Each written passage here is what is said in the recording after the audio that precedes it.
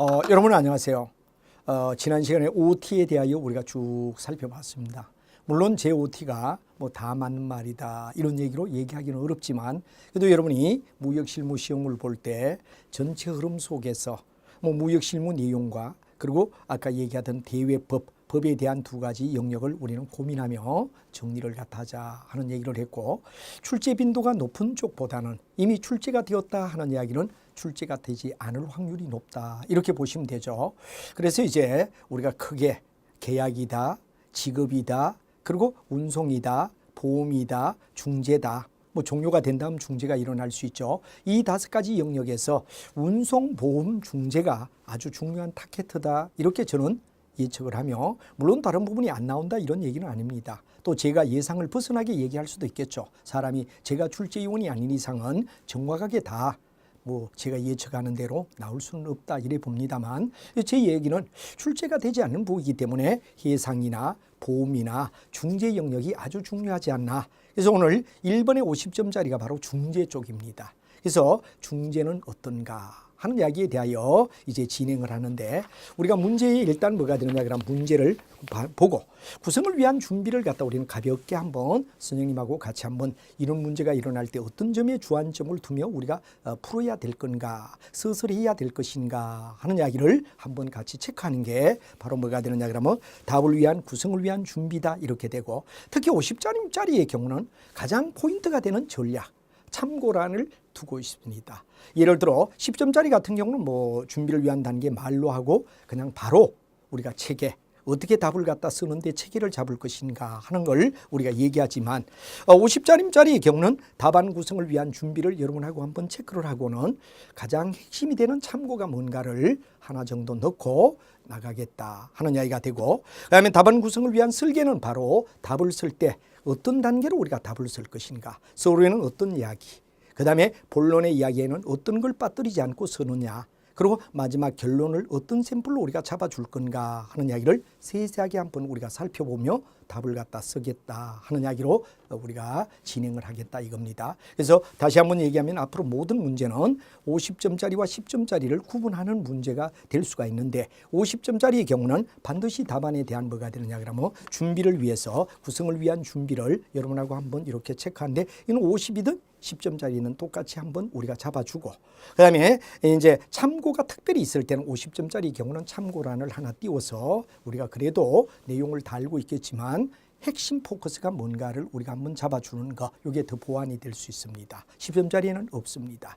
그리고 이제 마지막 답을 갖다 우리가 달 때 설계라 그런 이야기는 바로 여러분이 고민해야 되죠. 현장 가면 가장 고민이 뭐죠? 답안을 어떻게 설계할 것인가, 어떻게 비열하고 자기가 알고 있는 내용을 어떻게 충실하게 압박지어서 정확하게 하나의 좋은 작품이 되는 것처럼 보여줄 것인가. 제가 OT할 때도 얘기했지만 농부가 마지막에 추수를 할 때 우리가 콩을 이제 고르는 거죠. 좋은 콩, 나쁜 콩 이럴 때는 바로 껍질이 어떻냐 하는 외형도 우리는 생각해야 되기 때문에 이 설계 도안을 잘 짜고, 누가 봐도 매끈하게 연결이 참 좋다, 그리고 충실하게 자비다안을 확실하게 표시해 줬다 그러는 기법, 이런 것들을 우리가 연구하며 내용에 한번 확인 플러스 그 다음에 뭐가 되죠? 답안에 대한 연구. 이게 바로 우리 무역실무 지금 2차에 진행하는 과정 속에 진행해야 될 과정이 아닌가 하는 이야기를 드리며 여러분하고 하나하나 살펴보도록 하죠.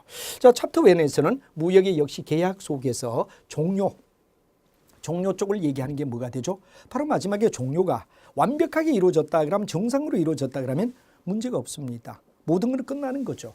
그러나 만약에 종료치에 문제가 발생되었다 그럴 때 바로 우리는 중재라는 역할을 갖다가 응하는데, 중재가 어떻게 되느냐 그런 이야기는 이미 스님이 운송, 보험, 그 다음에 중재 이 세 개 쪽이 굉장히 포커스로 출제가 아직까지는 많이 되지 않았기 때문에 한번 우리가 살펴볼 가능성이 있다 하는 이야기로 제가 얘기했듯이 1번은 바로 중재에 대한 이야기로 넘어가도록 하죠. 자, 그럼 여러분 문제를 보세요. 무역에서 클레임, 한마디로 말하면 국제 무역이나 국내 무역이나 클레임은 바로 일종의 실패 비용이죠. 만약에 우리가 일반적으로 국내에도 물건을 팔아더라도 물건이 나쁘다 그럼 클레임이 나올 수가 있고 또 외국과의 거래에서도 역시 맨 마찬가지로 이해되죠. 우리는 클레임이 제기될 수가 있다. 그런데 특히 가장 문제가 품질에 대한 이야기가 대표적이다. 이래 돼서 오늘날 모든 회사들은 어떻습니까? 이 클레임에 걸리지 않기 위하여 상당히 노력을 하며 특히 생산 입장에서 실패 비용에 대하여 굉장히 신경을 씁니다. 실패 비용을 갖다 줄이자 해서 실패 비용에는 내적 실패, 외적 실패입니다. 내적 실패는 공장 안에서 뭐가 되느냐 그럼 문제가 일어났을 때 물건을 만드는 과정 속에 뭐가 되느냐 하자가 발생됐다 그럴 때는 바로 적가가 되죠. 우리가 처리하면 되는데 시장에 나가서 클레임이 걸렸다 그럴 때는 우리는 반드시 반품을 해야 되며 의해되죠. 역물류가 일어나는 현상이다. 이렇게 되듯이 바로 국제에서도 역시 의해되죠.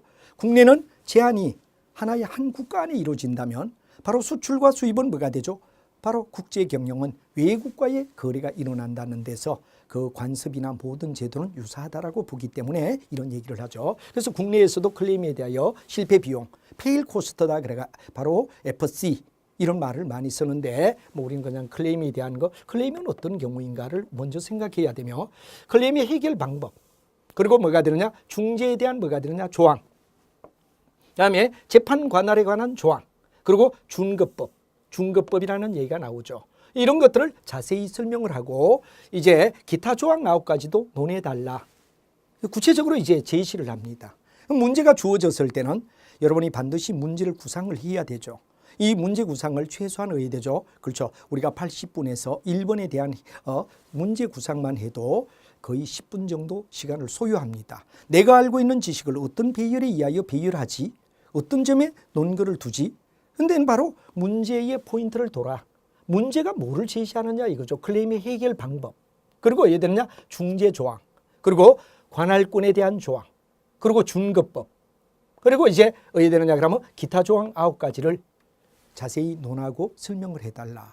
그럼 이걸 빠뜨리면 안 돼요. 여러분이 반드시 주어진 문제는 명제와 같은 겁니다.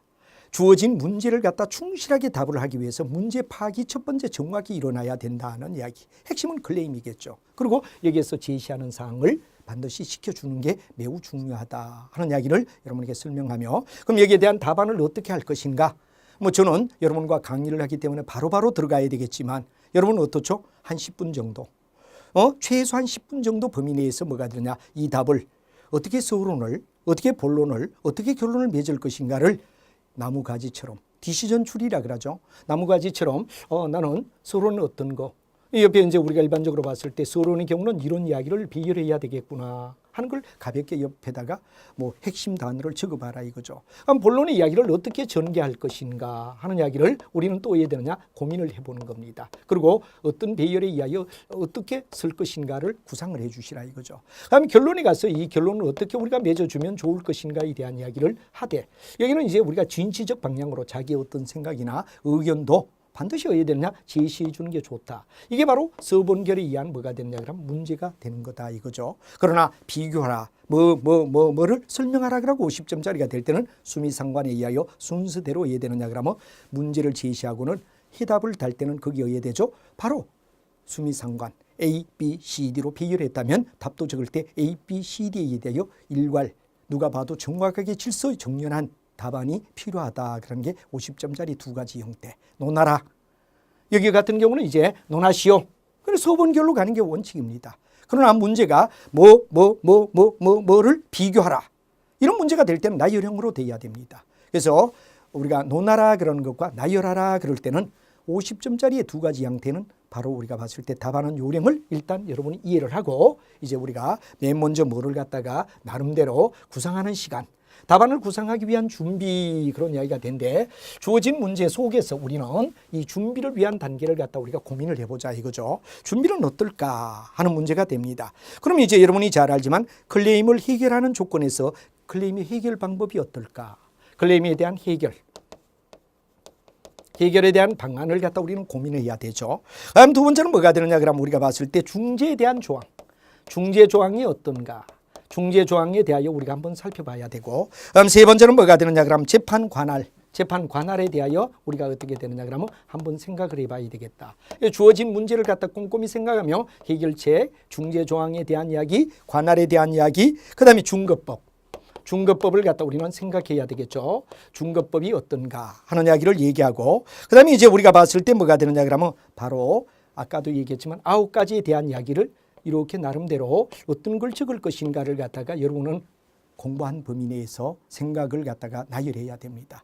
이렇게 이제 맨 먼저 뭐가 되느냐 그러면 여기에 대한 어떤 구상을 갖다 우리가 쭉 문제지를 보면서 여러 가지 해결책이라든가 중재 조항이라든가 관할이라든가 중거법이라든가 9가지에 뭐가 되느냐 그러면 우리가 기타 사항을 갖다 우리가 생각하며 내가 뭐를 적을 것인가를 쭉 구상을 해주는 거, 이게 첫 번째 일어나야 되며, 그 다음에 이게는 50점짜리 답이기 때문에 일단 이런 구상을 해준다는 이야기가 바로 여러분들은 한 5분에서 10분 정도 소요가 되더라도 그 범주 내에서 우리는 답을 적어준다, 고민한다 하는 이야기를 가져줘야 됩니다. 그래서 이제 이렇게 가졌을 때 이제 우리는 이제 뭐가 되느냐, 두 번째는 클레임 조항이 어떤 걸 갖다 우리는 제시하느냐 그러는 이야기에 주요 참고로 가만히 보면 바로 거래 당사자가 고의나 과실 또는 뭐가 되느냐, 이렇게 계약이 위반이 될 때를 우리가 클레임이라고 말한다 그런 이야기를 너무나 잘 알고, 그로 인해서 반드시 결과가 뭐가 되느냐, 손해를 갖다 줘야 된다 이거죠. 손해가 없다 그러면 클레임을 제기 못하지만 만약에 상대가 원래 계약대로 이행하지 않음으로써 나에게 손해를 줬다 그럴 때 클레임의 원인이 된다는 얘기가 되고, 이때 클레임을 제기할 수 있다는 상황을 설명합니다.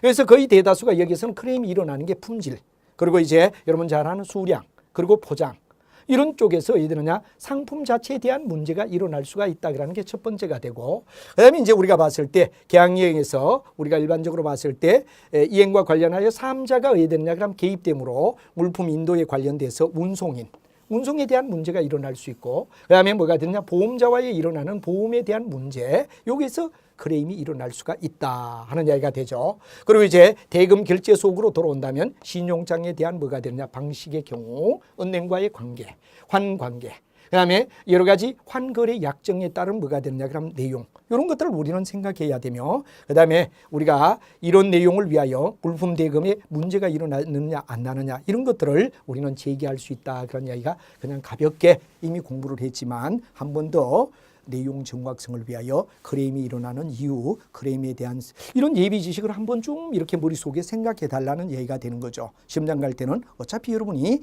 책을 내놓고 풀지 않기 때문에 구상 속에는 이런 이야기, 기본적인 이야기를 한번 좀 생각하자, 이런 얘기가 되겠습니다. 자, 그러면 이렇게 했을 때 이제 답을 어떻게 설계할 건가? 이제 구상은 우리가 충분히 어디 되느냐 그럼 내용을 갖다 우리가 봤는데, 답을 위한 뭐가 되느냐, 설계를 갖다 우리는 고민해 보자 이거죠. 답을 위한 설계를 어떻게 할 것인가. 그럼 이제 여러분이 답안을 작성하는데 바로 이런 정체로 해야 되겠네. 예를 들어 서론에는 문제를 제기해 주자, 본란에는 여러분 잘 아는 개요, 그리고 기토 사항, 그리고 이제 기타 사항 속에 9가지라 그런 이야기가 과연 여러분 머릿속에 떠오를 건가. 이제 여러분들은 바로 평상시 공부가 충실히 되어 있을 때 이런 게 바로바로 떠올라줘야 될 정도로 공부 준비가 되어야 된다는 이야기죠. 그래서 권리 침해 조항은 없나? 완전한 합의에 대한 조항은 없느냐? 불가항력 조항은 없느냐? 그리고 사정에 대한 변경이 있을 때 조항은 없느냐? 가격 변동 조항은 없느냐? 분리 가능 조항은 없느냐? 손해배상에 대한 예정에 대한 조항은 없느냐? 그 다음 비포기 조항은 없느냐? 계약 당사자의 관계 조항은 없느냐? 하는 이 9가지가 우리가 통상 기타 의뢰 됩니까? 핵심은 요겁니다. 이걸 넣어야 되느냐 그러면 우리가 일반적으로 그냥 서술해서는 안 되거든요. 여러분이 뭐가 되죠? 이미 머릿속에서 정립이 돼 있어야 된다는 얘기가 될 겁니다. 이게 만약 생각이 안 난다? 그럼 50점짜리는 날아간다는 얘기가 되죠. 그리고 전 분야에 뭐가 되느냐, 내용 부위는 이미 여러분이 준비되어 있다라고 보고, 준비가 덜 된 부위가 있다면 짧은 시간이지만 우리 책의 이야기를 어느 정도 서머리하면서, 만점 맞아야 되는 건 아니니까, 만점 맞아야 되는 건 아니기 때문에 짧은 시간이지만 앞으로 무역 실무를 여러분 다시 한번 재점검할 필요가 있다 이거죠. 이런 문제 받았을 때 이 9가지 조항, 뭐 본론이나 개요나 기타 조항 이런 것들은 충분히 누구나 서술하지만 실제 어디에 되느냐 그럼 이 9가지 조항이 머리에 떠올라 주느냐, 이게 중요한 이야기가 되겠죠. 그래서 여러분은 내용에 대하여 반드시 어떤 단원에 들어가면 이 지금쯤은 뭐가 돼야 되죠? 내용 2차에 대해서는 바로 키워드와 목차와 키워드, 목차별 키워드. 예를 들어 우리가 봤을 때 뭐가 됩니까? 이렇게 5단계를 갖다 우리가 얘기를 했습니다. 아까 얘기하던 계약의 단계 5개 단계마다 어떠냐 그러면 우리는 전부 다 뭐가 되죠? 목차와 키워드가 정리가 되어서 일목요연하게 여러분이 뭐가 되느냐? 바로 단원별로 목차에 대한 키워드를 준비를 해서 하나의 노트가 완성이 돼 있어야 되고, 또 혹시 이제 내년을 대비하기 위하여 2차를 강의를 듣고 있는 분의 경우는 반드시 이런 서브노트, 자기가 만든 하나의 서브노트를 갖다가 완결하는 거, 이게 굉장히 중요한 이야기가 되며, 이런 답을 갖다 우리가 달기 위해서는 이런 사항에 대한 이야기가 이미 되어 있어야 되는데, 이런 부위가 빠진다 그럴 때 다시 한번 시험 보러 가시는 분들은 내가 영역마다, 예를 들어 우리가 봤을 때 계약의 영역에서, 그다음에 여러분들 직업의 영역에서, 그다음에 뭐가 되느냐 그럼 운송의 영역에서, 그다음에 보험의 영역에서, 그다음에 여러분들 마지막에 중재의 영역에서 한번 체크를 해보는 게 좋다 이거죠. 영역별로 체크를 하고 예상될 만한 이야기들을 정리를 해줘라 이겁니다. 이게 바로 포인트는 이 9가지. 소위 기타 조항을 갖다가 9가지를 배열하라는 말에 답할 수 있느냐. 이게 바로 아주 중요한 이슈가 된다는 얘기로 여러분에게 얘기할 수 있겠죠. 자, 그러면 이런 단계로 우리가 써야지 하는 거는, 저는 짧은 시간에 여러분에게 얘기를 하기 때문에 그렇지만, 여러분 구상하는 거, 아까 구상하고 이런 데서 구상의 결과로 여기에 대한 답안은 이렇게 쓰는 게 좋겠다 하는 이야기를 여러분이 해야 되느냐, 구상을 하고 여기에 맞춰서 이제 답을 쓰기 시작해야 됩니다. 그럼 이제 여러분과 함께 답을 뭐 칠판에 직접 제가 쓰고 이러면 한 문제 풀고 끝날 수 있으니까 이제 어느 정도 정답을 갖다 어느 정도 이렇게 보며 답안에 대한 양식이나 또 답안 내용까지도 한번 점검을 하며 이 문제가 나왔을 때는 바로 도움이 될 수 있게끔 가능하면 출제 가능 예상 부위를 갖다 우리가 포인트를 두며 문제를 만들었기 때문에 이제 여러분들은 어느 정도 이런 문제가 행운처럼 여러분에게 의대죠. 똑같이 비슷하게 나왔다 그럴 때는 많은 도움이 되겠죠. 우리는 지금 준비를 그렇게 할 수밖에 없고, 여기에 대한 5단계에 대한 어떠냐 요약 정리, 목차에 대한 키워드는 여러분이 영역별로 정리를 한 번 더 마지막 코피를 줘주고, 내년에 대비하시는 분들은 사전 이런 것들이 준비가 완벽하게 이루어져라 하는 얘기를 드리며, 이제 이렇게 우리가 구상을 했습니다. 이 구상을 짧은 시간을 우리는 하지만 시험장 갔을 때는 10분 정도 소요가 되더라도 이렇게 구상을 해서 답에 들어가자 이런 얘기가 되죠. 그러면 문제 제기, 그럼 본론에 와서 개요나 기타 조항의 9가지, 그리고 이제 마지막 결론. 이 핵심은 이 9가지 기타 조항을 묻는다는 데서 일반 다른 출제된 문제보다는 문제 속에 요구하는 사항이 아주 중요하고 여기에 포인트가 있다, 이렇게 우리가 볼 수가 있는 거죠. 자, 그러면 우리가 한번 보도록 하죠. 자, 여러분하고 가만히 보면 서로는 어떤 거냐. 그런데 바로 여러분 잘 아는 핵심이 뭐가 되느냐, 계약의 불이행입니다. 여기도 우리가 답을 달 때 바로 국제무역거래에서 이런 답을 갖다 서론에 달지 않을 수가 없죠. 뭐 핵심 단어만 적고는 끝나지 않습니다. 그래서 우리는 국제무역거래에서 계약의 위반이나, 첫 번째는 계약의 위반입니다. 두 번째는 뭐가 되느냐, 이 불이행입니다. 이로 인하여 뭐가 되느냐 그럼 상대에게 반드시 뭐가 되느냐, 분쟁이 일어났다는 이야기. 당사자가 분쟁이 일어났다. 왜? 이유는 계약 위반, 계약의 불이행. 이로 인하여 분쟁이 일어났다. 그럼 이런 계약 위반이나 불이행이 있다는 말 자체는 뭐를 얘기하죠? 상대에게 피해를 줬다는 얘기를 의미하겠죠. 자, 이렇게 되었을 때 이제 뭐가 되느냐, 분쟁의 해결 조항, 해결을 갖다 위한 거. 바로 분쟁을 그냥 그대로 둘 수는 없죠. 이 분쟁에 대한 해결이 바로 뭐가 되느냐 그러면 내용이 되는데, 여기는 우리가 반드시 조항에는 클레임에 대한 해결의 어떠냐 그런 방법과, 그다음에 중재 조항과 관할 조항, 그리고 중급법의 조항, 기타 사항을 살펴보겠다.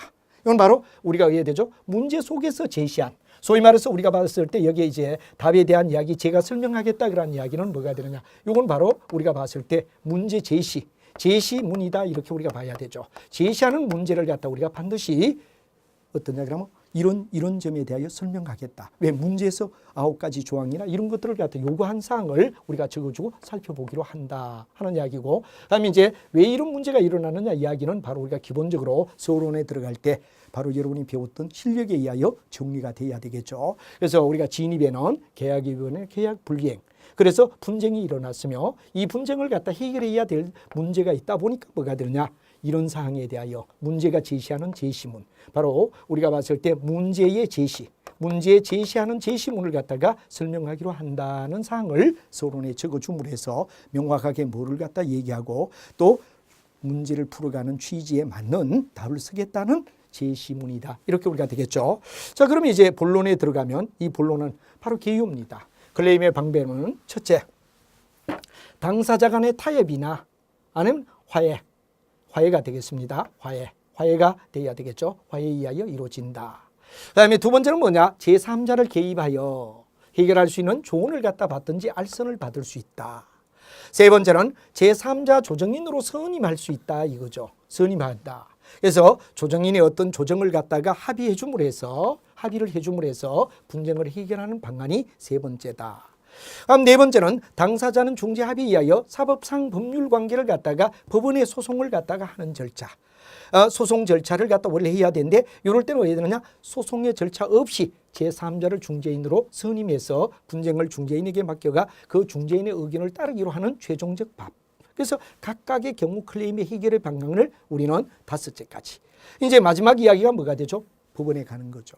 끝까지 어디에 되느냐? 당사자의 어떤 제3자 개입도 안 되고 당사자 간의 화해도 안 되고 이럴 때는 바로 사법적 재판에 의하여 이루어지게 된다 하는 경우를 여러분이 잘 알지만 클레임의 바로 5 팩터와 5가지 요인을 여러분이 평상시에 공부하는 걸 기억하고 있느냐 그러는 이야기가 중요한 이야기가 되죠. 그 다음에 5가지 사항은 항상 여러분 머릿속에 있어줘야 되고 답에 대하여 대응할 수 있게끔 준비가 돼야 된다 이거죠. 다시 한번 보지만 타협. 두 번째는 뭐가 되죠? 바로 제3자의 조언. 이제 제3자를 선임하고 분쟁 해결. 그 다음에 이제 우리가 봤을 때 소송 절차 없이 제3자를 선임해놓고 최종적으로 따르기로 한 세 번째보다 더 강화된 이 차이점을 생각해주고 마지막은 안 될 때 뭐가 되죠? 재판을 통하여 중재원을 통하여 재판의 결과를 승복하기로 하자 하는 이야기가 된다는 이야기로 5가지 클레임의 방법을 일단 의회대조 개요에서 제시해줬다 이런 얘기가 되겠죠. 자, 그다음에 이제 우리가 봤을 때 중재 조항에는 상사 중재원 단심제. 이거는 이제 우리가 일반적인 왜 문제가 되느냐 그러면 일반 민사소송이나 형사소송처럼 우리가 봤을 때 뭐 하위, 중급, 그다음 상위 이런 대법원까지 가는 3차의 절차 또는 두 번째 단계 이런데 우리 항상 무역에서는 뭐가 되느냐 그러면 바로 단심제다 그런 이야기를 제시해 줘야 됩니다. 중재 조항은 상사 중재를 갖다 하고 핵심은 주체는 상사 중재원입니다. 법원이 아니고 단심제. 이런 말이 되며 신속한 분쟁을 해결해야 비용이 저렴하다 하는 말을 갖다 써주고 그 다음에 경제적이다 이런 얘기가 되죠. 그 다음에 또 전문가들의 판정. 무역의 전문가들의 판정이어야 되죠. 아무래도 공정하다. 법원에 맡기면 물론 판사들이 다 알아서 하겠지만 전문 판사가 아닐 때는 무역의 흐름을 왜곡시킬 수도 있기 때문에 우리는 반드시 뭐가 되느냐 그러면 무역 전문가의 판정으로 이어지는 상사 중재원 그리고 단심제로 연결된다 하고 또 상사 중재는 중재 심리가 비공개다 그러는 이야기. 이 비공개되는 이유를 반드시 제시해야 됩니다. 이건 바로 기업의 뭐가 되죠? 기밀이죠. 바로 생산의 과정이나 또는 물류의 과정에서 항상 뭐가 됩니까? 기업은 전쟁을 방불케 하는 기밀을 가지고 있다 이거죠. 기밀의 노출을 갖다 우리가 받지 않기 위해서 기밀의 보장이 되기 위하여 반드시 뭐가 되느냐? 우리가 봤을 때 비공개한다는 이유를 얘기하고 그다음에 그 결과는 뉴욕 협약에 의하여 국제적으로 해야 되느냐 그러면 바로 보장이 된다. 이 바로 뉴욕 협약은 나라와 나라 사이에 의해 되죠. 무역이라는 이야기가 바로 국경을 넘어서서 이루어지기 때문에 국내가 아니다 보니까 국내법으로 처리할 수가 없죠. 그래서 바로 이제 국제적인 뉴욕의 협약에 의한 국제법으로 보장이 되게 된다는 얘기로 우리가 이렇게 여러분이 알고 있는 이야기를 배열해주며 5가지 방법 그리고 단심제 그 다음에 우리가 비용이 적게 들며 전문가 이야기 그리고 기업의 비밀 유지 이런 걸 위하여 반드시 돼야 되며 국제적인 뉴욕 협약에 의하여 국제적으로 보장이 된다는 이야기를 반드시 배열해 줘야 될 겁니다. 자, 이렇게 되면서 이제 우리가 봤을 때 이제 상세 중재원의 장점을 살리고 그다음에 중재 재판을 이용하여 당사자 간의 중재 합의를 갖다가 유도한다 하는 이야기가 중요한 이야기가 되고 그다음에 표준 중재 조항도 우리가 정할 수 있다 하는 이야기. 예를 들어 국제무역법상에는 바로 이런 분쟁이 일어날 땐 이렇게 이런 분쟁이 일어날 땐 이렇게 하는 사례를 갖다가 담아놓은 바로 표준 중재 조항을 갖다가 우리가 명시해 주고 가지고 그다음에 이루어진다 그런 얘기가 되고 그다음에 중재는 바로 제3의 요소인 중재기관을 통하여 또는 중재지를 통하여 중급법을 통하여 명시할 필요가 있고 우리나라는 상사중재기관이 있다 하는 이야기로 대한상사중재원을 우리가 예를 들 수 있다 하는 이야기까지 바로 중재에 관한 사항을 연결해서 설명을 하고 있습니다. 자, 그 다음에 이제 우리가 중요한 이야기는 뭐가 되느냐. 중재에 대한 관할권 조항에는 그러니까 위에 묻는 문제 하나하나의 대응을 갖다 우리가 다 해주고 있는 거죠. 관할권에 대한 조항에 대해서는 어떻게 되느냐. 바로 당사자 자치 원칙. 우리가 당사자가 자치 원칙에 의하여 존중되기 때문에 분쟁을 여러 가지 방법으로 해결할 수 있다. 그리고 무역 분쟁을 중지하려면 중재 합의를 갖다가 해야 된다는 얘기로 설명이 되고 있습니다.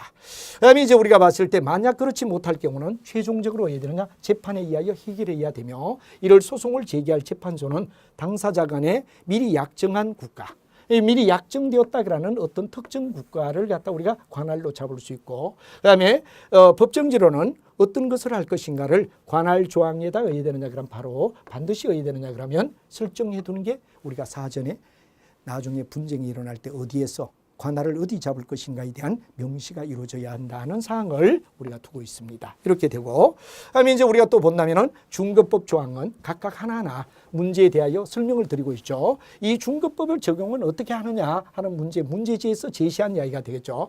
계약의 해석과 관련하여 어느 국가 법률을 적용할 것인가가 약정된 항목을 중급법이라고 얘기한다. 예를 들어 한국과 미국을 갖다 만약에 같이 무역이 이루어진다 그럴 때 한국법 또는 미국법에 대하여 어느 걸 준가할 것인가를 미리 약정하는 거. 그다음에 무역의 계약에 바로 법 영역을 달리하는 당사자 간에는 국제거래법상 성격을 지니고 있고, 만약 계약이 성립이나 이행이나 해석에 대하여 어느 국가의 법을 준거로 할 것인가에 대한 계약서 시에 반드시 우리가 기록한다. 뭐를 준거로 할 건가 하는 이야기, 뭐를 따를 것인가 하는 이야기가 중급법 조항에 반드시 명시되어야 된다는 이야기를 얘기하며, 무역의 계약서에는 반드시 이런 사항이 나와 있어야 된다는 얘기를 설명하고 있습니다. 자, 그다음에 이제 기타 조항, 이게 이제 우리가 가장 중요한 일반적으로 얘기가 안 되는 이야기. 여러분이 뭐가 되느냐? 위에 나와 있는 이야기는 충분히 의해되죠. 이미 우리가 교재 공부를 할 때 다 여러분 서브 노트가 돼 있는 영역이기 때문에 문제가 안 되는데, 이 기타 조항의 9가지는 잘못하다 보면 책에 빠져 있는 데도 있고, 또 여러분들이 어디 되느냐 놓칠 수가 있죠. 이런 문제를 만약에 물었을 때 이제 여러분은 어디 되느냐 최대한 상식이나 또는 무역에 대한 지식을 동원해서 설명할 수밖에 없다. 이런 얘기가 되죠. 예를 들어 권리에 대한 침해 조항은 어떻게 되느냐. 그 침해에 대한 조항이 이제 자세히 나옵니다. 수출 물품에 대한 특허 또는 실용신안권. 여러분 잘 알면 실용신안권은 내용물을 얘기하는 거죠. 그다음에 디자인, 상표, 저작권, 이런 침해에 대한 약정이 있다 하는 이야기가 권리 침해 조항의 대상이죠. 매도인은, 그 다음에 항상 여러분들 이제 중요한 이야기는 이 매도인, 매수인, 이는 법률적 용어로 반드시 우리 무역 실무에 답을 달 때는 매수인, 매도인이라는 말을 굉장히 잘 써줘야 됩니다. 수출자, 수입자 이런 말을 안 씁니다. 왜? 거의 대다수가 우리가 봤을 때 매도인, 매수인 이런 말을 무역에서는 많이 쓰고 있고 실무에서 쓰기 때문에 수입, 수출 이런 말을 쓰지 말고 매도인, 매수인으로 우리가 잡아줘야 된다. 이것도 참고로 알아두고, 그다음에 물품을 인도하여서나 그것이 수입국의 특허법의 침해로 간주되어 소송을 당할 수도 있다. 이 경우를 대비해서 예를 들어 미리 상표나 저작권이나 특허 침해에 대하여 매도인이 책임이 지지 않는다는 내용을 명시하는 면책 조항을 반드시, 면책은 책임을 면하는 조항이죠. 이런 것들을 우리가 제시할 수가 있다 하는 게 권리 침해 조항에서 우리가 적어줘야 할 내용이다. 이렇게 우리가 되겠죠. 그럼 두 번째 우리가 들어간다면 완전 합의 조항이 있습니다. 완전 합의 조항은 어떤 거죠? 본 계약서에서만은 유일한 합의서. 그다음에 예를 들어서 이 전문 문서는 제안서 또는 아니면 회의록 아니면 의향서, 양해각서 이런 것들이 전부 다 의해되느냐 그러면 되는데, 모두 이것은 의해되느냐 그러면 인정하지 않는다는 조항, 이런 것들을 인정하지 않겠다 하는 걸 완전히 당사자 간, 매도인과 매수 간에 뭐가 되느냐 합의가 되었다라는 걸 얘기할 때 우리는 완전 합의 조항이라고 얘기할 수 있다 하는 얘기가 되겠죠. 하면서 이제 세 번째 가게 되면 불강력 조항이다. 불강력 조항은 여러분 잘 알지만, 예를 들어 어떤 사고가 일어났을 때 불강력적인 거, 사람으로서 또는 매도인이나 매수인의 인간으로서는 해결할 수 없는 조항이 발생되었을 때 불가항력이다 이런 얘기죠. 계약 당사자의 귀책 사유가 아닌 불가항력적인 경우는 이행하지 못할 경우가 있다. 이럴 때 불이행에 대해서는 당사자 면책을 규정하는 조항이 뭐가 되느냐. 바로 여러분 잘 아는 불가항력 조항이다 이거죠. 여기에 불가항력은 어느 일방이 통제할 수 없는 우발 사태, 또 천재지변 또는 인위적 불가항력 이런 것들이 있다.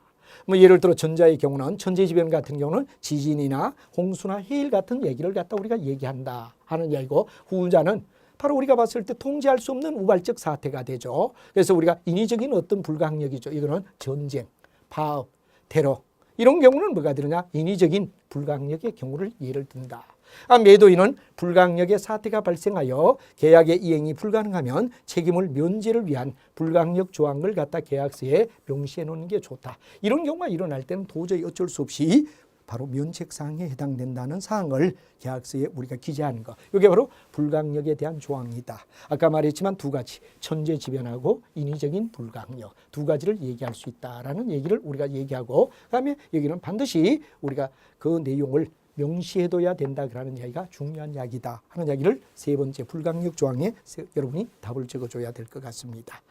네 번째는 하드쉽이다. 그런데 이거는 바로 일종 하나의 사정 변경 조항, 사정 변경 조항을 갖다 우리는 하드쉽이다 이렇게 얘기하죠.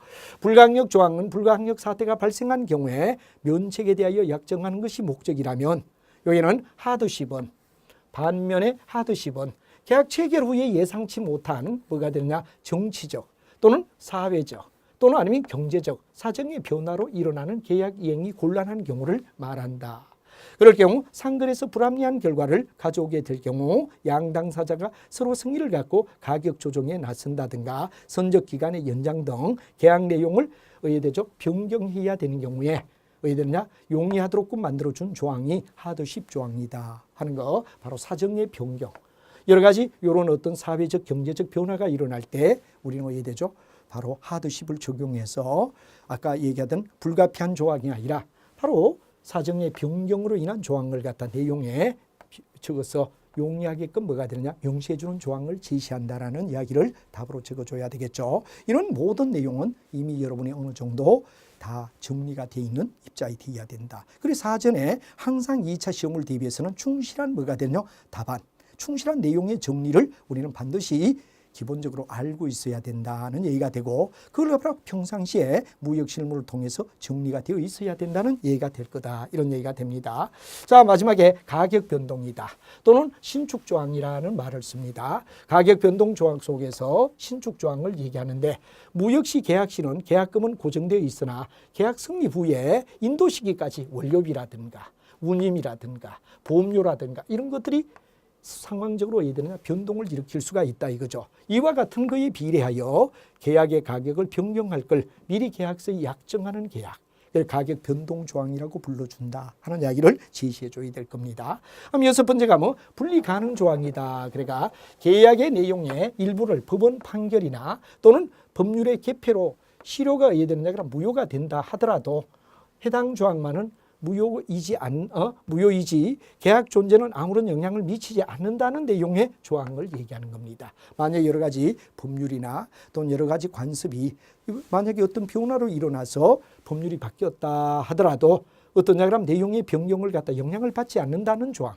그래서 이러한 조항은 법원의 판결이나 법규의 강행 규정에 의하여 내용을 갖다 일부 실효 또는 무효가 되는 것을 미연 방지하기 위한 얘기다. 예를 들어 실효가 된다든가 무효가 되는 걸 갖다가 미리 어디 됩니까? 방지하기 위하여 우리가 반드시 설정해두는 경우를 갖다가 분리 가능 조항이라고 불러준다. 이것도 우리가 무역실무에서는 필히 알아야 할 내용이다. 이런 얘기가 되겠죠.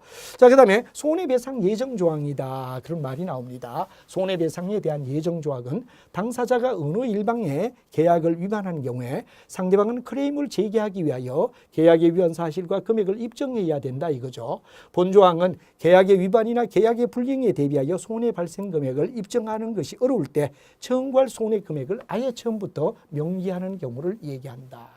그렇죠? 그래서 손해배상에 대하여는 실제 실사를 통해서 얼마만큼 손해를 받느냐를 얘기하고 해야 되지만 미리 이렇게 어려울 때는 금액을 명시해주는 경우를 갖다가 손해배상에 대한 예정조항이라고 말한다 하는 이야기를 여러분이 아셔야 됩니다.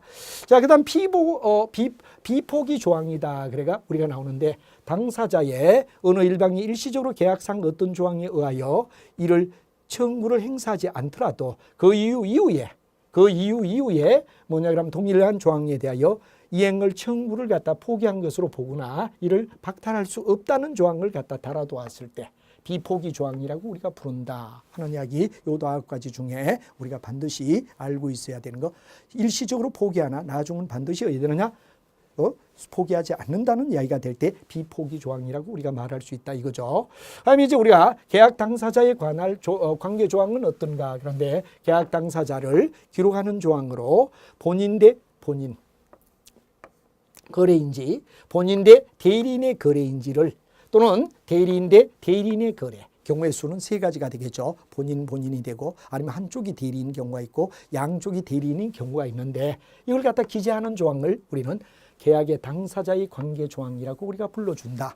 요까지가 9가지 뭐가 됩니까? 기타 조항으로 우리가 반드시 알고 있어야 하고 전공자들은 뻔히 하는 이야기일 수도 있다 이러지만 비전공 경우 처음 무역 실무를 공부하는 경우는 이런 것들이 사전에 공부가 되어 있어야 된다는 얘기로 설명을 할 겁니다. 자, 이렇게 해서 우리가 됐고 이렇게 돼서 이제 앞에 답에 대하여 위에 언급한 바와 같이 무역에 대한 클레임에 대한 해결의 조건으로는 권리의 해결의 방법, 중재 조항, 재판 관할에 대한 조항, 중거 조항, 기타 9가지를 살펴보았다. 우리가 답을 갖다 다 했노라 이 말이죠. 무역의 국제화 시대에 대비하여 환경 변화에 맞는 조항의 신설과 그리고 예를 들면 비현실적인 사항을 갖다가 삭제하는 끊임없는 노력이 더 예를 들면 검토되어야 될 필요가 있다는 간단하지만 자기 어떤 생각, 앞으로의 어떤 비전 제시, 그 다음에 어떤 개선책을 갖다 제시하느냐 이런 거는 여러분이 물론 개선이 되지 않을 수 있지만 그래도 반드시 답의 제시를 해주는 게 중요하다 그런 얘기를 드리며 여러분이 뭐 완벽한 답은 아니지만 여러분이 취향에 볼 때 완벽하다고 보는 분도 있고 또 이보다 더 답을 잘 쓸 수 있는 분도 있겠지만 우리는 기본 틀을 가르치는 것이 목적이기 때문에 이런 답에 의하여 서론부터 본론, 결론까지를 유도하는 걸 꼼꼼히 한번 보시며 여러분들도 참고가 되고 더 좋은 답안 여기 있는 내용보다 더 좋은 답안을 구성할 수 있게끔 노력해 주십사 하는 이야기를 드리며 바로 1번 이야기를 마무리 지으며 다음 시간에 여러분과 함께 2번, 3번의 이야기로 넘어가도록 하겠습니다. 여러분 매우 수고했습니다.